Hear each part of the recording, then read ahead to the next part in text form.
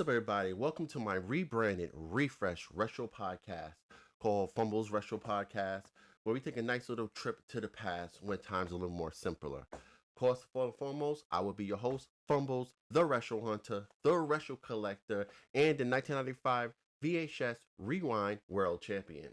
If you remember blowing the Sega Genesis consoles till you pass out, this will be the show for you, and this is where you need to be. So right off rip, before I get into more what this podcast is going to be about, I thought I'd get a little bit of my retro journey and my retro origins. I may not look like it, but I am 38 years old. I know I look good for my age. Sorry, ladies, I am married. I know that's corny. Dad joke. Anyway, I grew up during the 90s and 2000s, and during the 90s, 2000s, gaming was very important to us 90s kids.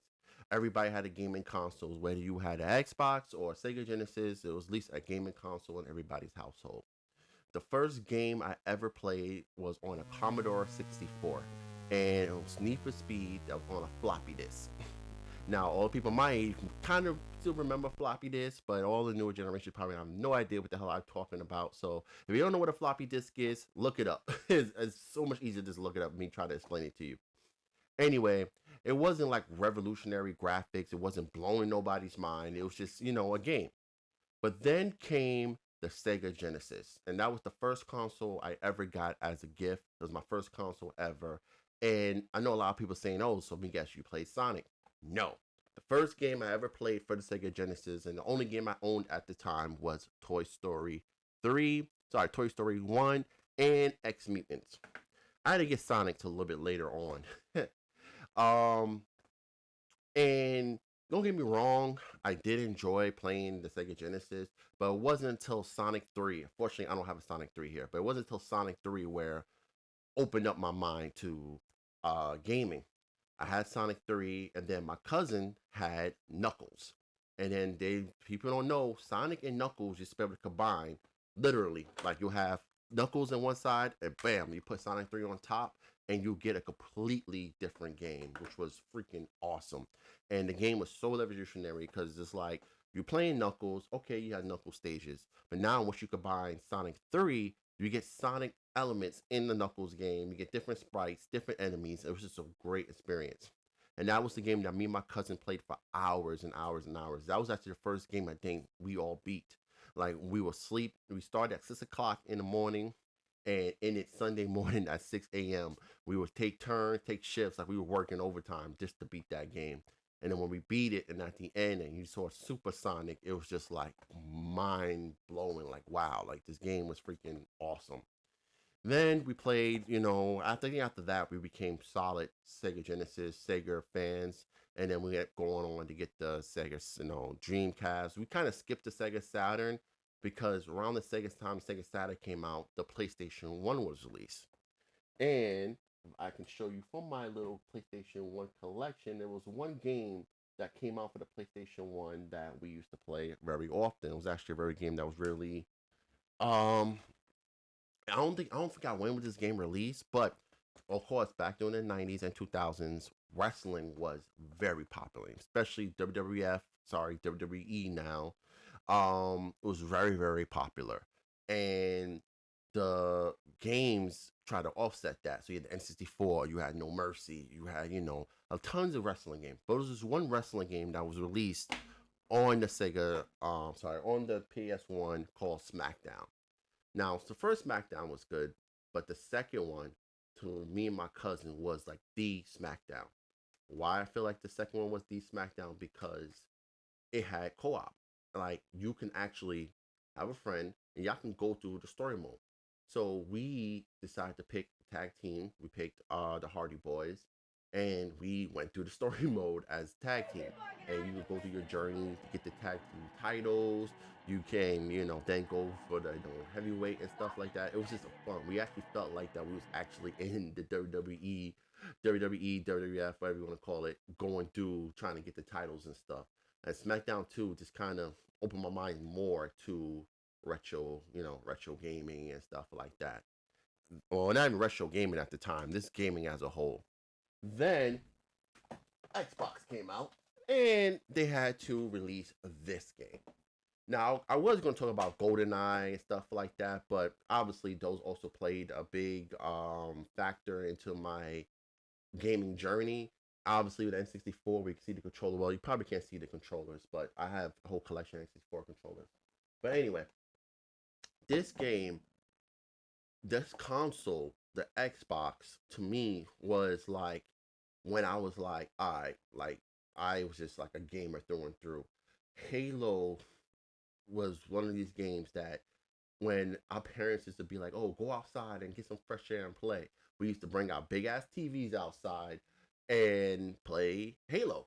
I don't think I did that for any other game or console but Halo. We actually all put in money to get a LAN, like a little multi tap, so we could have LAN parties. And we would have LAN parties outside in our friends' backyards playing freaking Halo. And then back in the day, there was no small TVs. Everybody had the big CRT TVs, and those TVs were heavy as shit. I shit you not. And we used to just carry them along with us and take a shopping cart and go to a friend's house. And this was before online gaming became more prominent. I think when Halo 2 and stuff came out, that's when we stopped doing that because then we had online and we had Xbox Live. And we didn't have to do that anymore, which was, oh man, you don't know how much that saved our backs back in the day. And let me go grab actually my Halo 2. I should have all this stuff out already, but of course I did it. So then, sorry, Halo 2 was released. And this was the game to play a multiplayer. I think this was got a lot of people realizing that consoles were actually, because everybody used to always play online with PC. Xbox, to me, I mean, okay, PlayStation had it online, GameCube had it online, but nobody had a online as good as Xbox. I'm sorry. I know a lot of people are gonna get hate for that. You're gonna hate me or get upset when I said that. Xbox Online was revolutionary. They took, I feel like, what the Dreamcast did and ran with it. The Dreamcast, let me grab this game. Now, I'm grabbing the sports game because Dreamcast Online wasn't nothing crazy by far, but it wasn't bad. You was able to run, you were able to do MMOs on it, Fantasy Star and stuff like that. And you play sports games. This was probably one of the first sports games you probably could play online. Well, not probably one of the first sports games, but probably one of the best sports games at the time where you could play online and play 21 with your friends at the park. Now, obviously, they're 2K so fancy. You got parts, you can watch other people play basketball, but this was where it all started. Maybe not. This is the 2K1. This is mine's still sealed. This is Iver Iverson, and this was a great freaking game. It's probably one of the few basketball games I actually liked. I'm not a big sports fan, but this is one of them. But speaking on that, right? Xbox did such a great job with their online and with their, especially they also revolutionized how to communicate. Most people at the time was used to communicate with tapping. I mean, with tapping, on the keyboard, writing, typing and stuff on the keyboard, which is not bad. People still do that to this day. But when you're in knee deep battles or whatever, you need fast and quick and clear communication. The mics definitely helped. Now, yes, PlayStation had the mic with so calm and stuff like that, but it didn't hold a candle to the Xbox, in my opinion. And it was just great. You got yourself a little kit. It came with a mic, a little upgrade disc, because the original Xbox was damn near just a computer, and you just went at it. And that would probably killed us actually bringing our big ass TVs because now we're just like screw that. I'm just see me online, and that's what everybody does now. But that was kind of the basis to start on my gaming journey. Then after I got married, I was trying to get a newer console. It was right off the kiss of COVID. And at the time with COVID and stuff like that, it was super hard to get a PS5 or an Xbox Series X due to scalpers was this whole other thing. And I was just like, screw it. And I was like, you know what? Maybe I should get an N64. And come to find out, there's a couple stores by me that sold N64 games. So I went, found a store, got a whole bunch of controllers, and then picked up, of course, GoldenEye. Now, I know I'm probably backtracking from showing off Halo to GoldenEye, but this is another very important game to us growing up in the 90s. We all enjoy playing GoldenEye. Um, this was the first person shooter to have. And I think Nintendo did such a great job with this game and the aspect with multiplayer. Now, I'm not saying the controls were great. The controls were terrible. They had a lot of not even game breaking bugs, but it was a lot of, it wasn't balanced. Because if you have, everybody knows if you play this game, there was a couple rules. And if you're a 90s kid, you know the rules. But for people that don't know the rules when it comes to GoldenEye multiplayer, is this: no golden gun unless everybody chooses, and no odd job. Why no odd job? Because odd job is freaking short as hell, and it's hard for you to look down to shoot the motherfucker.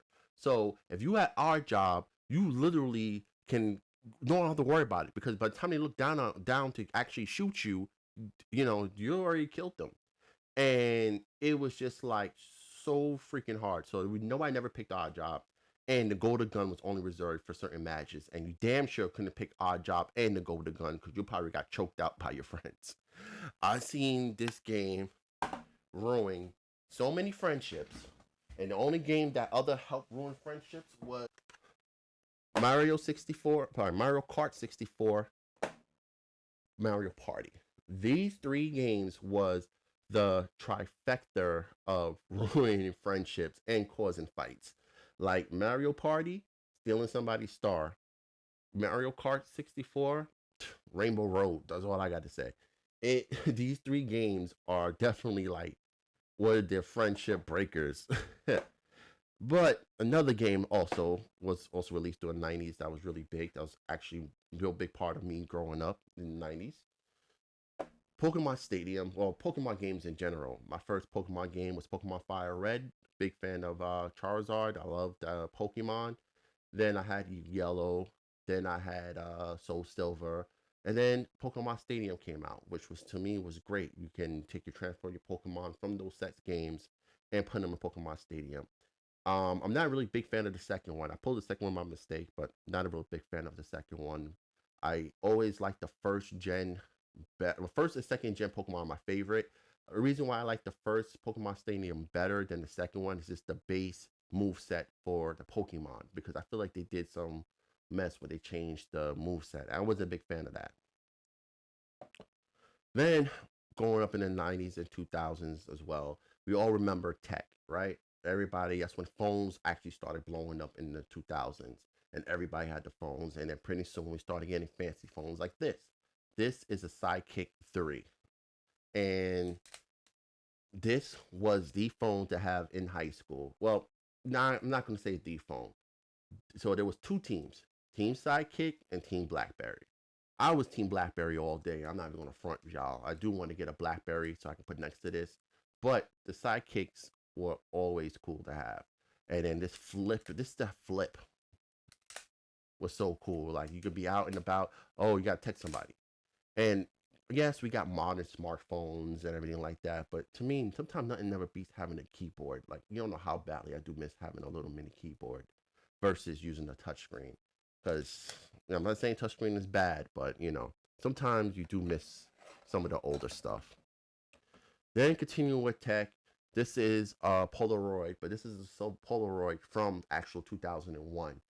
They started phasing out around then. Not a lot of people was using. They were still using Polaroids, but it wasn't like crazy, because that was slowly when the digital era was coming. Everybody had a digital camera, so this was like Polaroids, one of their models that came out with to try to compete with that. And not a bad camera. Everybody who had Polaroids were cool. They're really cool to have. This one still works and takes decent pictures, especially for outdoors, if you had an outdoor party. And I actually used this, believe it or not, a couple weeks ago for the 4th of July. I had a retro party for the 4th of July, and I'll show some pictures right now from that. And this took decent pictures. Everybody loved it, and that was everybody's party favor. Now trying to shoot this thing is expensive, because I didn't know how much Polaroid film is expensive, but it is still take good pictures. Then, of course, Tamagotchi, original 1998 Tamagotchi from the 90s. And that's the time where Tamagotchis were selling out like crazy. I don't think I'd ever really got a Tamagotchi, because every time I wanted one, they were sold out. and I went with just getting a Digivice, which that's the next thing I got to get. But the Tamagotchis was one of those things that everybody wanted. Then, I got into, gaming, and I also was a big into handheld gaming as well. So, of course, I got to talk about, PSP, Game Boy Color, stuff like that. And yeah, so that's my retro background. I'm not going to go too much deep into that. But yeah, I'm from the era, so I guess I'm like a dinosaur, right? I'm from the era, so I guess I'm like a dinosaur, right? My take on a lot of things that with gaming, and the reason why I retro collect, a lot of it is nostalgia. Yeah, nostalgia definitely plays a big part in, I think, a lot of people when they collect certain things. But to me, these games and these items, we'll just talk about the games first. These games were made, and people, they wasn't people, I feel like developers were not scared to push the envelope. A lot of developers make the same damn game over and over. We got Fortnite, we got Apex, we got this, we got, like, everybody wants to do a shooter. Every Call of Duty, they release like 8 Black Ops. Like, they're not nobody, and they're not pushing the element.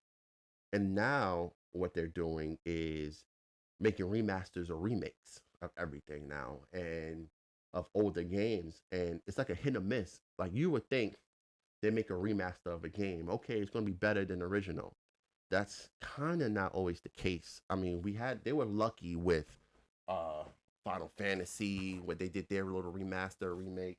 They did a great job on the Resident Evils. I'm not even going to grab. But then they also got a couple games that they did remasters or remakes that they sucked on. The perfect prime examples of remasters and remakes going wrong, right? Right off rip, Tales of Symphonia. This game was released for the GameCube. It was a GameCube exclusive for a while.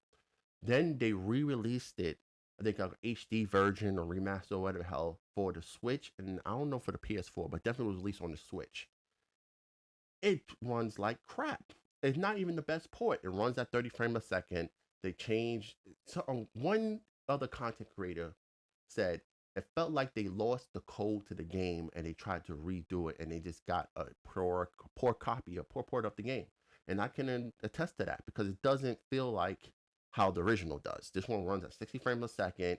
Graphics still hold up to this day. This is like the best way to play the game, right? Then you got something like, as well, 13. They remade this, and the older ports are still the better way to play the game. They just, I think they started after a while, start trying to do cash grabs instead of actually putting detail and work into love into the games. When they did the Resident Evil remasters or remakes, they actually put effort in. You could tell they care about the game, and it shows. Like, when they redid Resident Evil 1 for the PS1. And this is still the best way to play this game.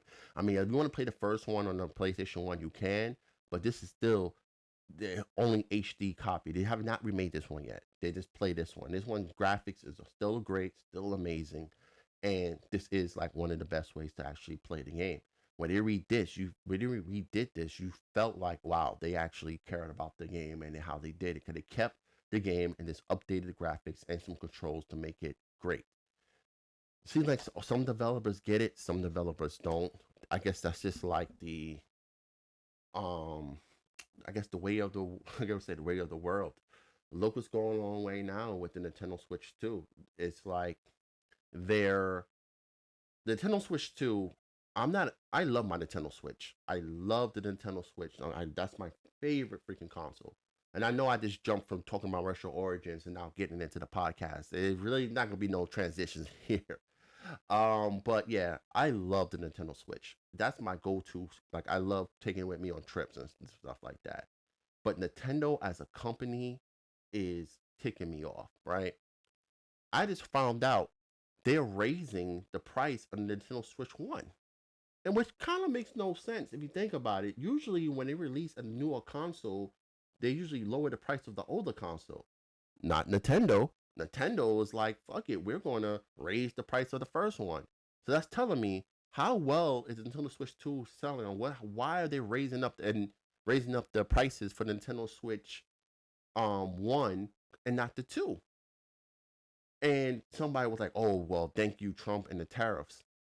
I cannot say the tariffs are the what that's causing this, and didn't those tariffs get taken like lowered down and stuff? So I can't say it's not the I can't say it's the tariffs.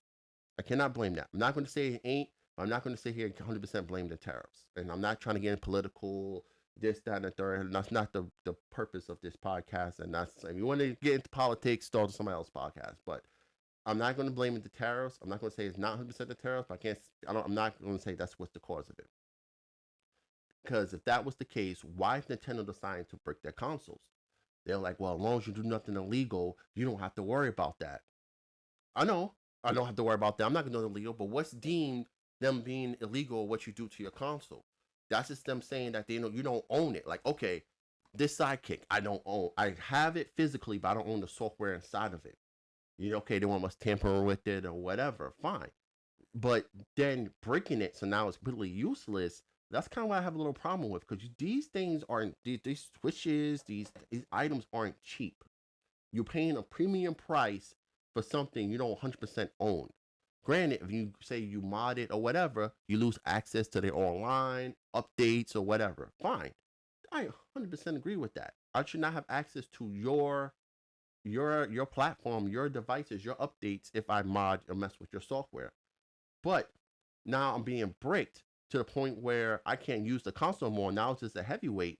That's what I have a problem with. And them raising the price for the Nintendo Switch 1 is telling me, like, I don't know. I feel like Nintendo is just trying to get as much money as possible at this point, which kind of bothers me since I am a Nintendo head. I love freaking Super Nintendo. Not a big fan of NES, I'm not going to lie. Me and the NES do not get along at all.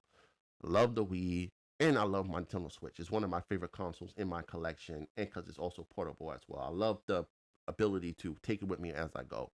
But it's like, that to me, that's one subject, I guess, topic. I probably need other people's opinion on it. Maybe I'm just being stubborn and not getting with the times, but that's just me. But yeah, so going forward with these podcasts, I plan on having some guests. I got a couple lined up. Some of you may know, some of you may not know. And I'm just going to, co-host, pick their brains about certain video game topics, and just shoot the breeze as well. A lot of these podcasts will be recorded, and then I will have bonus episodes where my podcast will be live, where you can hop on and be part of the podcast. This podcast will be available on Spotify, on Fumblez Retro Hunter. Then it'll be on TikTok, Fumblez Retro Hunter, and YouTube, Fumble Retro Hunter. It will be released on 2 platforms first, and then on Spotify. I'm gonna end this podcast out in every moment of my lives. I'm gonna end every podcast with a prayer. Dear Heavenly Father, please bless everybody at the other end of that screen, dear Lord. Let them have a nice, fresh, and great day. Let them wake up in the morning feel refreshed. In your name we pray, Jesus' holy mighty name, amen. Yes, everybody have a great, blessed day, and hope the podcast is up to everybody's standard. Like I said, remember blowing the cartridge till you pass out. This is the podcast for you. Anyway, be great, everybody. Bye. Press play and enjoy.